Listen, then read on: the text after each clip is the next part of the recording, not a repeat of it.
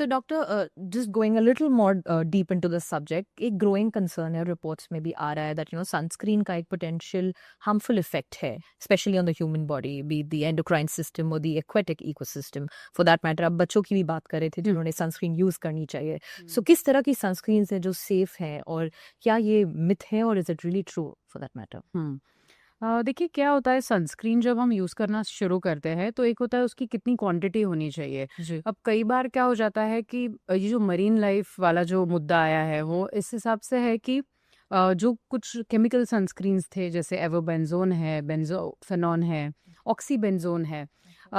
तो पाया गया कि बहुत सारे बीचेस में लोग सनस्क्रीन लगा के जाते हैं तो they were affecting the coral reefs of that region. Right. Okay.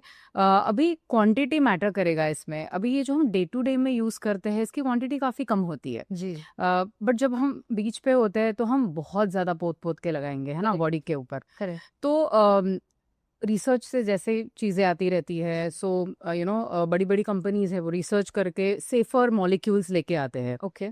तो अभी के जो न्यू एज सनस्क्रीन्स है, स्पेशली जो अच्छी कंपनीज के हैं, जो मल्टीनेशनल्स है, बिग फार्मा कंपनीज अपनी कंट्री में है, तो वो इस चीज़ पे हमेशा गौर करेंगे। ओके। और उसको गौर करते हुए जो अच्छे अच्छे मॉलिक्यूल्स है जैसे यूवेनुल ए है, टाइनोजॉर्ब है, ये सब जो है ये पाए जा रहे हैं कि ये सेफ है लॉन्ग टर्म यूज़ के लिए, जो एंडोक्राइन डिस्ट्रप्शन नहीं होगा, ओके। कोरल रीफ्स को इनसे तकलीफ नहीं होगी। राइट।